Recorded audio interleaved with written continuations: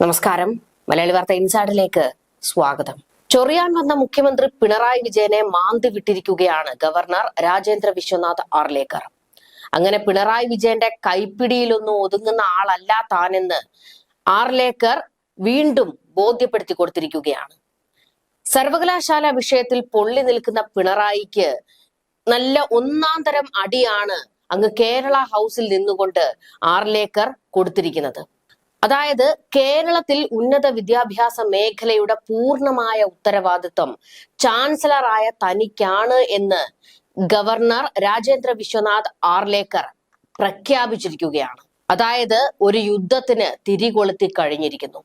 പുതിയ UGC കരട് മാർഗരേഖയ്ക്കെതിരെ ഇങ്ങ് കേരളത്തിലിരുന്ന് കേന്ദ്രത്തിന് നേരെ ചീറുന്ന പിണറായിക്ക് ഇതിലും വലിയ അടി ഇനി കിട്ടാനില്ല. അതായത് സംസ്ഥാനങ്ങൾക്ക് മേൽ ദേണ്ട കേന്ദ്രം കടന്നു കയറുന്നേ എന്നായിരുന്നു പിണറായി വിജയന്റെ കരച്ചിൽ. അതിനുള്ള മറുപടിയാണ് രാജേന്ദ്ര വിശ്വനാഥ് ആർലേക്കർ കൊടുത്തിരിക്കുന്നത്. ഇവിടെ മുഖ്യമന്ത്രി സർവകലാശാലകളിൽ ചാൻസലറിന്റെ അധികാരം എടുത്തു കളയാൻ ഒരു ബില്ല് വരെ തയ്യാറാക്കി ആരിഫ് ഖാന് മുൻപിൽ എത്തിച്ചതാണ്. അതായത് എങ്ങനെയെങ്കിലും ഗവർണറെ ഓടിക്കുന്നതിന് വേണ്ടി. ആ ബില്ലിൽ ഒപ്പുവെക്കാതെ ആരിഫ് മുഹമ്മദ് ഖാൻ നല്ല ഒന്നാം തരം പണി വെച്ചിട്ടാണ് ഇവിടെ നിന്ന് ബീഹാറിലേക്ക് പോയത്. തൊട്ടു പിന്നാലെ വരുന്ന ഗവർണർ പിണറായിക്ക് വേണ്ടുന്നതെല്ലാം കൊടുത്തോളുമെന്ന് ആരിഫ് ഖാന് വ്യക്തമായതോടുകൂടിയാണ് അത്തരത്തിലൊരു പണി വെച്ചിട്ട് പോയത്. അങ്ങനെ ചാൻസലറിന്റെ അധികാരങ്ങൾ വെട്ടിക്കുറയ്ക്കാൻ ബില്ലും കൊണ്ടു ചെന്ന പിണറായിക്ക് മുന്നിലാണ് UGC പുതിയ കരട് മാർഗരേഖ പുറത്തിറക്കി ചെക്ക് വെച്ചത്. അതായത് സർവകലാശാലയിൽ കയറി കളിക്കണ്ട എന്ന് കട്ടായം തന്നെ പറഞ്ഞിരിക്കുകയാണ് രാജേന്ദ്ര വിശ്വനാഥ് ആർലേക്കർ.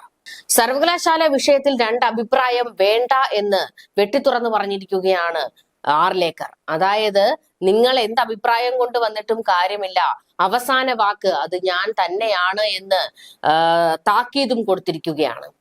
കോടതികൾ ഇക്കാര്യം വ്യക്തമാക്കിയിട്ടുണ്ട്. ഇനിയും ആർക്കെങ്കിലും ഇക്കാര്യത്തിൽ സംശയമുണ്ടെങ്കിൽ അത് പരിഹരിക്കാവുന്നതേ ഉള്ളൂവെന്നും ആർലേക്കർ പറഞ്ഞു.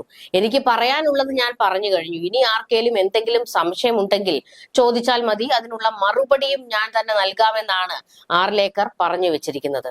അതായത് സർവകലാശാല വിഷയത്തിൽ സർവാധികാരം ചാൻസലർക്കാണെന്ന് കോടതി തന്നെ വ്യക്തമാക്കിയിട്ടുണ്ട് എന്ന പോയിന്റ് കൂടി എടുത്ത് മുന്നിലേക്ക് ഇട്ടിരിക്കുകയാണ് ആർലേക്കർ. മുൻപ് കണ്ണൂർ VC നിയമനത്തിൽ അന്ന് ആരിഫ് മുഹമ്മദ് ഖാൻ ആയിരുന്നു ഗവർണർ. ആ സമയത്ത് പിണറായി വിജയന്റെ ഏറ്റവും വലിയ അടുപ്പക്കാരൻ ഗോപിനാഥ് രവീന്ദ്രന് കണ്ണൂർ സർവകലാശാലയിൽ നിയമനം കൊടുത്തിരുന്നല്ലോ. തനിക്ക് വലിയ സമ്മർദ്ദങ്ങൾ ഉണ്ടായപ്പോഴാണ് അത്തരം ഒരു നീക്കം പിണറായിക്ക് വേണ്ടി നടത്തിയതെന്ന് പിന്നീട് ഗവർണർ പറഞ്ഞിരുന്നു. ഈ വിഷയം കോടതി കയറിയപ്പോൾ അന്ന് കോടതി വ്യക്തമാക്കിയതാണ്, സർവകലാശാല വിഷയത്തിൽ അവസാന വാക്ക് അത് ചാൻസലറുടേതാണ്. അതിനപ്പുറത്തേക്ക് ഒരു രാഷ്ട്രീയ പാർട്ടികളും കടന്നു കയറേണ്ട, ഭരണ സംവിധാനങ്ങളുടെ സമ്മർദ്ദവും ഉണ്ടാകണ്ട.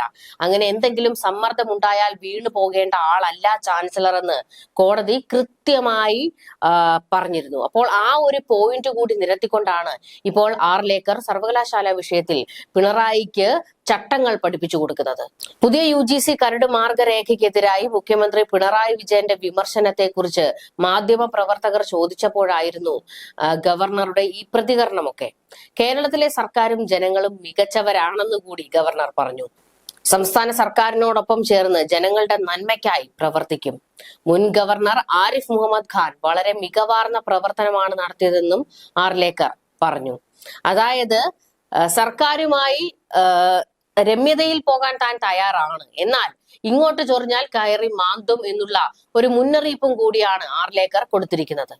ഡൽഹിയിൽ വെച്ച് മാധ്യമപ്രവർത്തകരുടെ ചോദ്യങ്ങൾക്ക് മറുപടി പറഞ്ഞപ്പോഴായിരുന്നു പിണറായിക്കുള്ള നല്ല ഒന്നാം തരം കൊട്ടുകൂടി ആർലേക്കർ കൊടുത്തത്.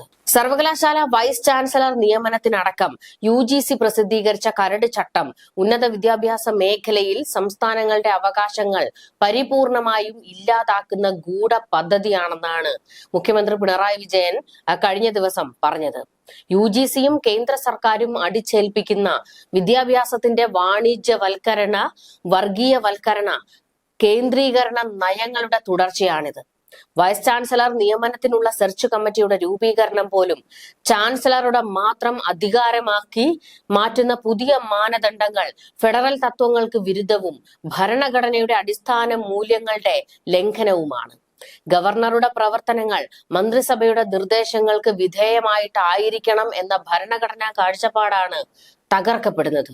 സംസ്ഥാന സർവകലാശാലകളിലെ VC നിയമനം ഉൾപ്പെടെ കേന്ദ്ര സർക്കാരിന്റെ താൽപര്യപ്രകാരം തീരുമാനിക്കപ്പെടുന്നത് ഭരണഘടനയുടെ കൺകറന്റ് ലിസ്റ്റിനോടുള്ള വെല്ലുവിളിയുമാണ്. വൈസ് ചാൻസലർ പദവിയിലേക്ക് അക്കാഡമിക് പരിചയമില്ലാത്തവരെയും നിയോഗിക്കാമെന്ന നിർദ്ദേശം സർവകലാശാല ഭരണ തലപ്പത്തേക്ക് സംഘപരിവാർ ആജ്ഞാനുവർത്തികളെ എത്തിക്കാനുള്ള കുറുക്കുവഴിയാണ്. സംസ്ഥാന സർവകലാശാലകളുടെ സർവാധികാരിയായി ചാൻസലറെ പ്രതിഷ്ഠിക്കാനുള്ള നീക്കത്തിനെതിരെ ശക്തമായി പ്രതിഷേധിക്കുന്നു.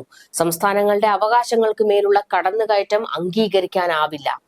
UGC കരട് ചട്ട ഭേദഗതിയിലെ സംഘപരിവാർ അജണ്ടയ്ക്കെതിരെ രാജ്യത്തെ ജനാധിപത്യ ശക്തികൾ രംഗത്ത് വരണം. ഇതായിരുന്നു മുഖ്യമന്ത്രി പിണറായി വിജയൻ പുതിയ UGC മാർഗരേഖയ്ക്കെതിരെ, കരട് മാർഗരേഖയ്ക്കെതിരെ പൊട്ടിത്തെറിച്ചുകൊണ്ട് പറഞ്ഞത്. അതായത് പൂർണ്ണ അധികാരം ചാൻസലർക്ക് കിട്ടിക്കഴിഞ്ഞാൽ ഇവിടെ CPMന്റെ രാഷ്ട്രീയ ഇടപെടലുകൾ, രാഷ്ട്രീയ നിയമനങ്ങൾ ഒന്നും തന്നെ സർവകലാശാലകളിൽ നടക്കാതെ വരും. ആ ഒരു പൊള്ളലിന്റെ ചൂടുകൊണ്ടുകൂടിയാണ് ഗവർണർക്കെതിരെ സർക്കാർ തിരിഞ്ഞിരിക്കുന്നത്.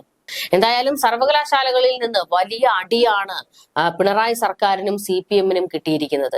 എങ്ങനെയെങ്കിലും സർവകലാശാല തലപ്പത്ത് നിന്ന് ചാൻസലറെ മാറ്റുന്നതിന് ബില്ലും കൊണ്ട് പോയവർക്ക് വന്ന ഒരു ഗതികേട് നോക്കണം. ഇപ്പോൾ സർവാധികാരവും ഗവർണറുടെ കയ്യിലേക്ക് പോകുന്ന ഒരു സ്ഥിതിയാണ് വന്നിരിക്കുന്നത്. ഇനിയിപ്പോൾ എന്തായാലും ഈ വിഷയത്തിൽ തെരുവ് യുദ്ധം നടക്കും എന്നുള്ളത് ഉറപ്പാണ്. തുടക്കത്തിൽ നിശബ്ദമായിട്ടാണ് ആർലേക്കർ ഭരണം തുടങ്ങിയത്. അത് വരാൻ പോകുന്ന ഒരു കൊടുങ്കാറ്റിന്റെ തുടക്കമാണെന്ന് പിണറായിയും CPMും സ്വപ്നത്തിൽ പോലും കണ്ടില്ല. അതായത് ഗവർണറെ ഒതുക്കാൻ തുടക്കം മുതൽ തന്നെ, പുതിയ ഗവർണറെ വരുതിയിൽ നിർത്തുന്നതിന് വേണ്ടി തുടക്കം മുതൽ തന്നെ ഒരു മുഴം മുന്നേ എറിഞ്ഞ് കളിച്ചിരുന്നു പിണറായി. എന്നാൽ അതെല്ലാം എട്ടായി മടക്കി പോക്കറ്റിൽ ഇട്ടുകൊള്ളാൻ ആർലേക്കർ വ്യക്തമാക്കുകയും ചെയ്തിട്ടുണ്ട്. ആരിഫ് മുഹമ്മദ് ഖാനെ പോലെ ആകില്ല രാജേന്ദ്ര വിശ്വനാഥ് ആർലേക്കർ എന്ന് ഇപ്പോൾ പിണറായിക്ക് ബോധ്യപ്പെട്ടിട്ടുണ്ട്. അത് ഗവർണർ ചുമതല ഏറ്റെടുത്ത ആദ്യ ദിവസം തന്നെ സർക്കാരിന് ബോധ്യപ്പെട്ടതാണ്. നല്ല ഒന്നാം തരം അടിയാണല്ലോ ആ ദിവസം കിട്ടിയത്. അതായത് സുരക്ഷാ ഉദ്യോഗസ്ഥരെ മാറ്റാനുള്ള സർക്കാരിന്റെ നീക്കം തടുത്ത് പുതിയ ഗവർണർ രാജേന്ദ്ര വിശ്വനാഥ് ആർലേക്കർ ആദ്യ ദിനം തന്നെ 8ന്റെ പണി കൊടുത്തില്ലേ. അതായത് രാജേന്ദ്ര വിശ്വനാഥ് ആർലേക്കറെ നിരീക്ഷിക്കുന്നതിന് വേണ്ടി പിണറായി തന്റെ ശിങ്കിടികളെയാണ് രാജ്ഭവനിൽ നിയമിക്കാനിരുന്നത്. ആരിഫ് മുഹമ്മദ് ഖാൻ ഉണ്ടായിരുന്നപ്പോൾ അദ്ദേഹത്തിന്റെ വിശ്വസ്തരായി നിന്നിരുന്ന ഉദ്യോഗസ്ഥരെ എല്ലാം മാറ്റി പുതിയ ആൾക്കാരെ നിയമിക്കാനുള്ള പിണറായിയുടെ നീക്കം മുളയിലെ തന്നെ അങ്ങ് നുള്ളിക്കളഞ്ഞു ആർലേക്കർ. ഗവർണറുടെ സുരക്ഷാ വലയത്തിലെ ഏതാനും പോലീസ് ഉദ്യോഗസ്ഥരെ മാറ്റി പുതിയ ആളുകളെ നിയോഗിച്ച സർക്കാർ തീരുമാനമാണ് ഗവർണർ തിരുത്തിയത്. ഇതിനായി DGPയുടെ ചുമതലയുള്ള ADGP മനോജ് എബ്രഹാമിനെ ഗവർണർ രാജ്ഭവനിലേക്ക് വിളിച്ചു വരുത്തിയിരുന്നല്ലോ. ഗവർണറായിരുന്ന ആരിഫ് മുഹമ്മദ് ഖാന്റെ വിശ്വസ്തരായിരുന്ന ഈ ഉദ്യോഗസ്ഥരെ ഒഴിവാക്കി പകരം സർക്കാരിനും ആഭ്യന്തര വകുപ്പിനും വേണ്ടപ്പെട്ടവരെ രാജ്ഭവനിലേക്ക് നിയോഗിക്കാനായിരുന്നു ശ്രമം. പുതിയ ഗവർണറെ നിരീക്ഷിക്കാനുള്ള സർക്കാർ തന്ത്രമായിരുന്നു ഇതിനു പിന്നിൽ. സർക്കാരിനെതിരെ ഗവർണർ നീങ്ങുമെന്ന സംശയം മുഖ്യമന്ത്രി പിണറായി വിജയനുണ്ട്. ഇതാണ് പോലീസ് ഉദ്യോഗസ്ഥരുടെ മാറ്റത്തിൽ പ്രതിഫലിച്ചതെന്നാണ് വിലയിരുത്തപ്പെട്ടത്. ആ ഒരു നീക്കം തന്നെ ആദ്യമേ എടുത്ത് ചുരുട്ടിക്കൂട്ടി കളഞ്ഞ ആർലേക്കർ ഇനിയിപ്പോൾ ഓരോ ചുവട് വെക്കുമ്പോഴും ശ്രദ്ധിക്കും. മാത്രമല്ല കേരളത്തിൽ സംസ്ഥാന സർക്കാരും CPMും ചേർന്ന് ആരിഫ് മുഹമ്മദ് ഖാനെതിരെ നടത്തിയ യുദ്ധം ആർലേക്കർക്ക് ബോധ്യപ്പെട്ടിട്ടുള്ളതാണ്. അതുകൊണ്ട് തന്നെ കണ്ടറിഞ്ഞു തന്നെയാണ് ആർലേക്കർ നിൽക്കുന്നത്. ഇത് മാത്രമല്ല പിണറായി കിട്ടുന്ന നല്ല 8ന്റെ പണി മറ്റൊന്ന് വരുന്നുകൂടിയുണ്ട്. അതായത് ജനുവരി 17-ന് പിണറായി സർക്കാർ പുതിയ ഗവർണറുടെ തനി സ്വഭാവം മനസ്സിലാക്കും. അതായത് പിണറായി കേന്ദ്രത്തിനെതിരെ എഴുതിക്കൂട്ടി തയ്യാറാക്കി വെച്ചിരിക്കുന്ന നയപ്രഖ്യാപനം ഗവർണർ വായിക്കുമോ എന്നുള്ളതാണ് ഇനി കണ്ടറിയേണ്ടത്. അതൊരു പണിയാണ്. ഇത് കൂടാതെ മറ്റൊരു പണി കൂടി വരുന്നുണ്ട്. അതായത് ആരിഫ് മുഹമ്മദ് ഖാൻ കേരളത്തിൽ വലിയ ഒരു ഓളം ഉണ്ടാക്കിയിരുന്നല്ലോ. പ്രത്യേകിച്ച് സർക്കാരിനെയും CPMനെയും വലിയ രീതിയിൽ വിമർശിച്ചും എതിർത്തുമൊക്കെ ഒരു സീറ്റ് BJPക്ക് ഒപ്പിച്ചു കൊടുക്കാൻ ആരിഫ് മുഹമ്മദ് ഖാന് കഴിഞ്ഞു. ഇനിയിപ്പോൾ ആർലേക്കർ അധികാരം ഏറ്റെടുത്തു കഴിഞ്ഞിട്ടുണ്ട്. 2026-ൽ നിയമസഭാ തെരഞ്ഞെടുപ്പ് വരികയാണ്. അതുകൂടി മുന്നിൽ കണ്ടുകൊണ്ടാണ് ആർലേക്കറെ കേന്ദ്രം കേരളത്തിൽ നിയോഗിച്ചിരിക്കുന്നത് എന്നുള്ളത് ഉറപ്പാണ്. ഒരു ഗവർണർ കസേരയിൽ ഇരുന്നുള്ള നീക്കമായിരിക്കില്ല. പകരം ഒരു രാഷ്ട്രീയക്കാരന്റെ ലെവലിലേക്ക് ആർലേക്കർ ഇറങ്ങുമോ എന്നുള്ളതാണ് ഇനി കാത്തിരുന്ന് കാണേണ്ടത്. ന്യൂസ് ഡെസ്ക് മലയാളി വാർത്ത ഇൻസൈഡ്. you.